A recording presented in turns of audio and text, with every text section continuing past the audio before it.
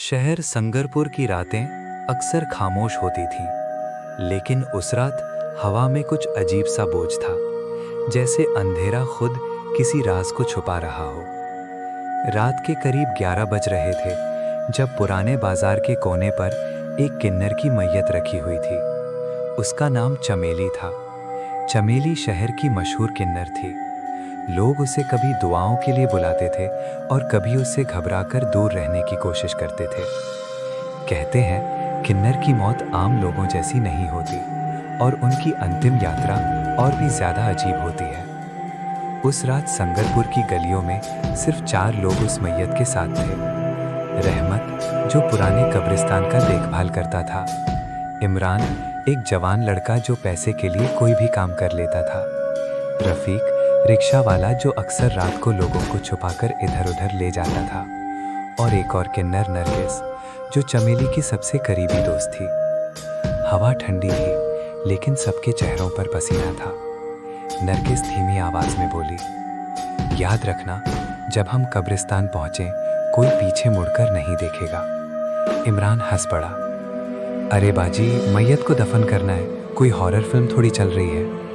नरगिस ने उसे ऐसी नज़र से देखा कि इमरान की हंसी तुरंत खत्म हो गई। तुम नहीं समझोगे, चमेली की मौत आम मौत नहीं थी। रहमत ने चुपचाप कंधा पकड़ा और बोला, चलो, रात ज़्यादा हो रही है। मैयत को एक पुरानी लकड़ी की आरती पर रखकर वो लोग संगरपुर के पुराने कब्रिस्तान की तरफ चल दिए। शहर की गलियां उस वक्त बिल्कुल खाली थीं। स्ट्रीट लाइट कभी जलती, कभी बुझ जाती। दूर कहीं से कुत्ते के भौंकने की आवाज़ आती। जब वो लोग पुरानी रेलवे क्रॉसिंग के पास पहुंचे तो अचानक हवा तेज हो गई। आरती हल्की सी हिलने लगी। इमरान ने घबराकर कहा, रहमत भाई, लगता है हवा ज़्यादा तेज हो रही है।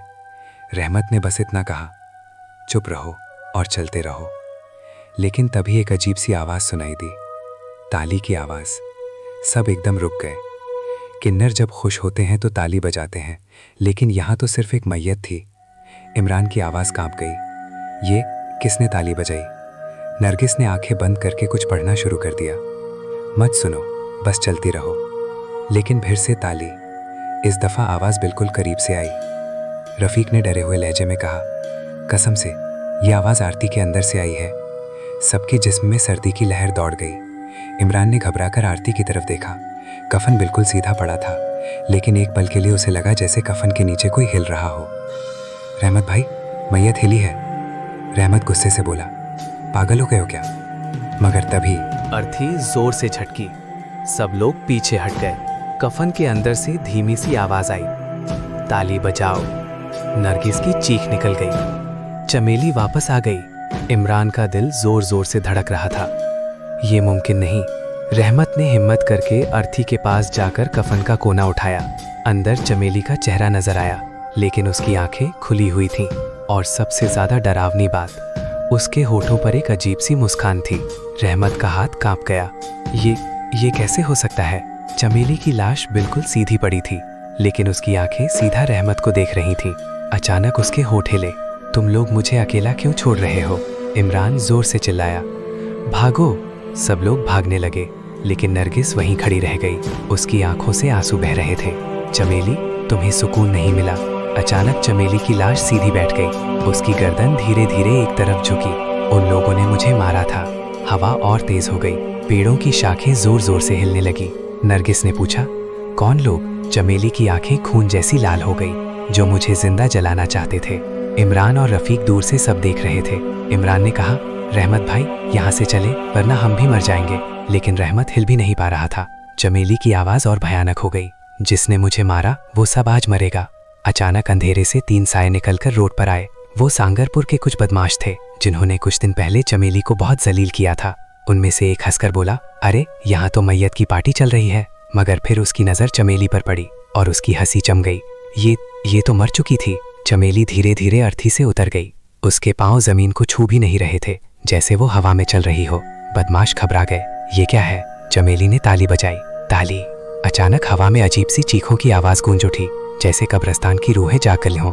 एक बदमाश भागने लगा, मगर उसका पांव फिसल गया और वो सीधा रेलवे ट्रैक पर गिर गया। दूर से ट्रेन की सीटी सुनाई दी। वो उठने की कोशिश करता रहा, लेकिन जैसे किसी ने उसे पकड़ लिया हो। ट्रेन गुजरी और उसकी चीख अंधेरे में खो गई। दूसरा बदमाश डर के मारे बेहोश हो गया। तीसरा बदमाश घुटनों पर गिर गया। माफ कर दो, हमसे गलती हो गई। चमेली उसके बिल्कुल करीब आ गई। उसकी आवाज बिल्कुल ठंडी थी। किन्नर की बद्दुआ कभी खाली नहीं जाती। उसने ताली बजाई।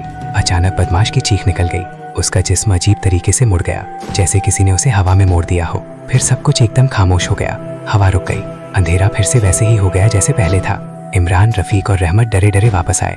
चमेली की लाश दोबारा आरती पर सीधी पड़ी हुई थी, जैसे कुछ हुआ ही ना हो। सिर्फ उसके होठों पर वही अजीब सी मुस्कान थी।